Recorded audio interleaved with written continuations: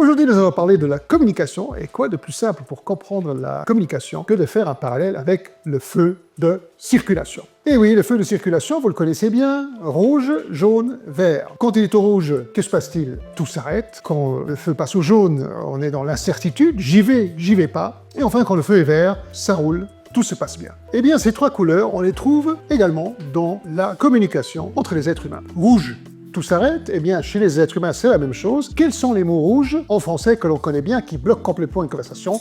Non, pas possible, j'y crois pas, je veux pas, on peut pas faire ça, j'ai pas envie, etc. Tous ces mots rouges cassent la communication, on n'a pas envie de continuer à parler avec cette personne, ça s'arrête. D'ailleurs, imaginez, vous allez au restaurant, vous allez déjeuner avec quelqu'un qui vous parle en mode rouge pendant 2 heures. Cette personne va vous parler de la fin de notre civilisation, la fonte des glaciers, le fait qu'il y a des guerres, des crises économiques partout, que tout va mal, bientôt la race humaine n'existera plus, etc. Pendant 2 heures comme ça. Comment vous sentez-vous l'après-midi? Eh bien, forcément, vous êtes déprimé, vous êtes vidé de toute énergie. On peut dire que cette personne est un chronophage, un énergiphage. Vous avez été vidé de votre substance. La journée va être difficile. C'est le mode rouge. Nous avons maintenant le mode jaune.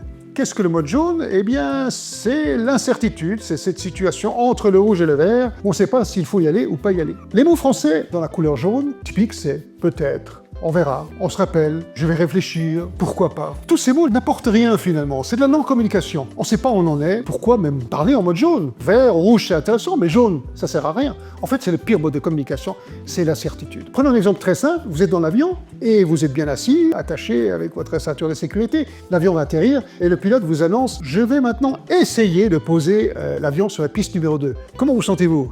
Pas très bien, ben moi non plus. Effectivement, ça apporte une énorme incertitude, alors que tout se passe très bien. Pourquoi apporter de l'incertitude quand les choses se passent bien? Ça n'apporte strictement rien. Jaune. Enfin, le dernier mode, bien sûr, vous l'avez compris, c'est le vert. Le vert, c'est l'enthousiasme. C'est génial. Oui, j'y crois, je veux, on y va. Qu'est-ce qui se passe quand on passe du temps avec les gens verts? Eh bien, ils nous tirent vers le haut. C'est enthousiasmant. C'est la même chose dans la circulation. Des voitures roulent, ça circule. On y va, on est libéré. Alors, lorsqu'on est un bon commercial, vous l'avez deviné, dans quel mode est-ce qu'on va s'exprimer? Eh bien, essentiellement, le mode vert, bien sûr. Qu'est-ce qu'on va faire avec notre client? On va le tirer vers le haut, on va l'enthousiasmer par rapport à nos produits, par rapport au fait que nos produits vont pouvoir aider le client à résoudre sa problématique. Alors en conclusion, c'est très simple. Finalement, pour devenir plus positif en tant que personne, il n'y a qu'une seule chose à faire, c'est changer son vocabulaire. Entraînez-vous pendant une semaine, forcez-vous à utiliser les mots enthousiasmant, joyeux, génial, super, on y va. Et vous allez voir, si vous faites ça pendant une semaine, vous parlez en mode vert, eh bien, le samedi, le dimanche, vous êtes une autre personne. Bon succès!